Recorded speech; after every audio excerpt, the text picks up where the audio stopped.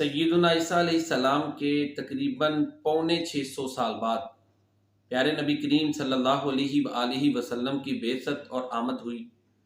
اس طویل عرصہ میں اس روئے زمین پر کوئی رسول اور پیغمبر اور نبی نہیں آیا۔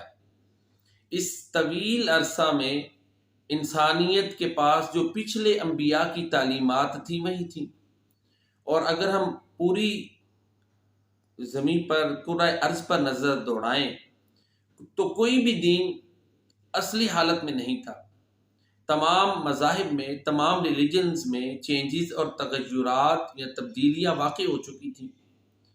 انسانیت تباہی کے دھانے پر پہنچ چکی تھی، دوزخ کے کنارے پر پہنچ چکی تھی، انسانیت کا شیرازہ بکھر چکا تھا، ظلمت، جاہلیت، ڈارکنس کا دورہ تھا۔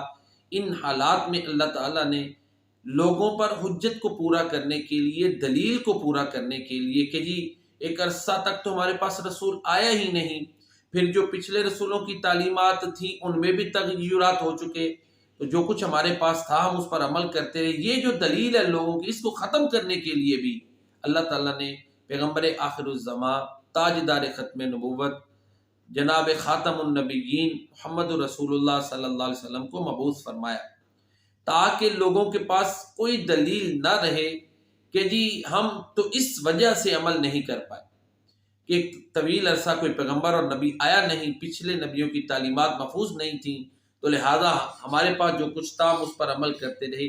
اس دلیل کو ختم کرنے کے لیے کہ آخری پیغمبر آ گیا جس کی تعلیمات کی جو انوار و تجلیات ہیں وہ پوری کرۂ ارضی پر پھیلیں گی، جو تمام انسانوں اور جنوں کے رسول ہیں اور جن کی تعلیمات مکمل بھی ہوگی اور ساتھ ساتھ وہ جو ہیں ہماگیر بھی ہیں، محفوظ بھی ہیں، مصون بھی ہیں، تاکہ لوگوں کے پاس کوئی دلیل نہ رہ سکے، کوئی ہیلا بہانہ نہ رہ سکے کہ جی ہمارے پاس تو تعلیمات نہیں پہنچی اور وہ جو پہنچی تھی اصلی حالت میں نہیں تھی۔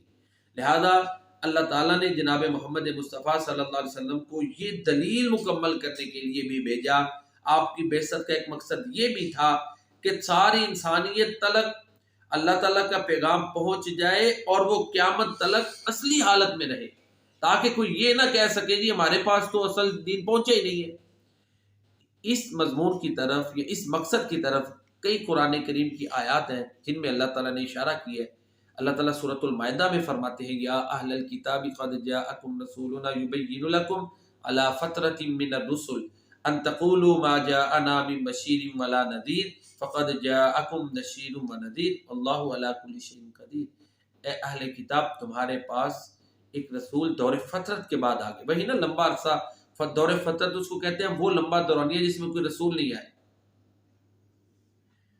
کہیں ایسا نہ ہو کہ تم یہ کہتے پھرو کہ ہمارے پاس نہ کوئی ڈرانے والا آیا تھا نہ کوئی خوشخبری دینے والا آیا تھا، تو لہٰذا ایک عظیم ترین خوشخبری دینے والا اور ڈرانے والا رسول یعنی جناب محمد رسول اللہ صلی اللہ علیہ وسلم آگے، اور اللہ تعالیٰ ہر چیز پر قادر ہے۔ اسی طرح ایک اور مقام پر آتا ہے رسولا مبشرین ومنذرین لئلا یکون للناس علی اللہ حجۃ بعد الرسل وکان اللہ عزیزا حکیما، کہ اللہ نے رسول بھیجے ڈرانے والے، خوشخبریاں دینے والے، تاکہ لوگوں کے پاس اللہ تعالیٰ کے معاذ اللہ خلاف کوئی دلیل نہ رہے کہ جی ہمارے پاس تو کوئی ڈرانے والا نہیں آیا، یا ہم تلک تو یا اللہ آپ کا پیغام نہیں پہنچا۔ قرآن کریم میں ہی آتا ہے وَإِن مِّن أُمَّةٍ إِلَّا خَلَا فِيهَا نَذِيرٌ۔ تو ساری گفتگو کا خلاصہ یہ ہے کہ پیارے نبی کریم صلی اللہ علیہ وآلہ وسلم کی بعثت و آمد کا ایک مقصد یہ بھی ہے کہ ساری انسانیت تلک صحیح پیغام الہی پہنچ جائے اور وہ اصلی حالت میں محفوظ ہو، وہ پیغام الہی جامع ہو۔ چنانچہ ہمارے نبی صلی اللہ علیہ وسلم نے اس مقصد بعثت کو پورا کیا، مکمل کیا۔ جب آپ نے خطبہ حجۃ الوداع دیا تو آخری خطبہ میں لوگوں سے یہ گواہی بھی لی کہ کیا میں نے تمہارے تلک اللہ کا پیغام پہنچا دیا؟ سب نے کہا ہاں۔ تو آپ صلی اللہ علیہ وسلم نے فرمایا کہ لوگوں تم گواہ رہنا، اور اللہ تعالیٰ کو بھی کہا کہ یا اللہ یہ دیکھ لوگ گواہی دے رہے ہیں، اب تو بھی گواہ رہ کہ میں نے جو آپ کا پیغام تھا، سچا پیغام، جو جامع پیغام تھا، وہ پہنچا دیا۔ پھر اللہ تعالیٰ نے آپ صلی اللہ علیہ وسلم کی پیغام کی حفاظت لے لی، وہ قرآن اور سنت کی شکل میں محفوظ اور مصون ہے۔ یہی وجہ ہے کہ ہمیں تعلیمات اگر دیکھنی ہے تو قرآن اور سنت کو دیکھنا ہے. اللہ کے نبی صلی اللہ علیہ وسلم سے بڑھ کر یہ لوگوں کے معاملات کو کوئی نہیں سمجھا سکتا. بعض کہتے ہیں جی فلاں بزرگ فلاں بزرگ، اور بھائی پوری کائنات میں موازنہ ہی نہیں ہے ہمارے پیارے نبی صلی اللہ علیہ وسلم کا. تو لہذا سب سے آسان جو لوگوں کے مسائل آپ نے سمجھائے ہیں، کسی کے بس کی بات ہی نہیں ہے، کسی امتی کی بس کی بات ہی نہیں. تو لہذا جو معاملات ہیں، عبادات، ہر چیز ہم دیکھیں کہ ہمارے نبی صلی اللہ علیہ وسلم نے کیسے سمجھایا. پھر آپ صلی اللہ علیہ وسلم کی تعلیمات محفوظ ہیں، مسنون ہیں. آپ صلی اللہ علیہ وسلم معصوم ہیں، معصوم عن الخطا ہیں. تو لہذا آپ صلی اللہ علیہ وسلم کی تعلیمات عین وحی ہیں، وہ اللہ کا پیغام ہے.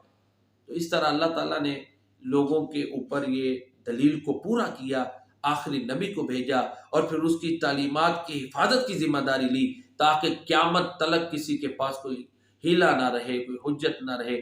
نبی کریم صلی اللہ علیہ وسلم خاتم النبیین ہے، اب کے بعد کوئی نبی نہیں آنا. آپ صلی اللہ علیہ وسلم کی تعلیمات محفوظ ہیں اور جامع ہیں، کمپریہنسو ہیں. ہر دور میں ہر معاشرے کے لیے ان میں مکمل رہنمائی موجود ہے.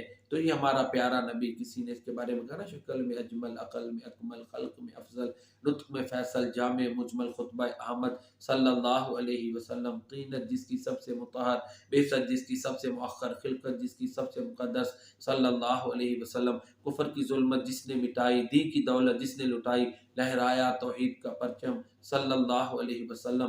راہ میں کانٹے جس نے بچھائے، گالی دی اور پتھر برسائے، اس پر چھڑکی پیار کی شبنم صلی اللہ علیہ وسلم.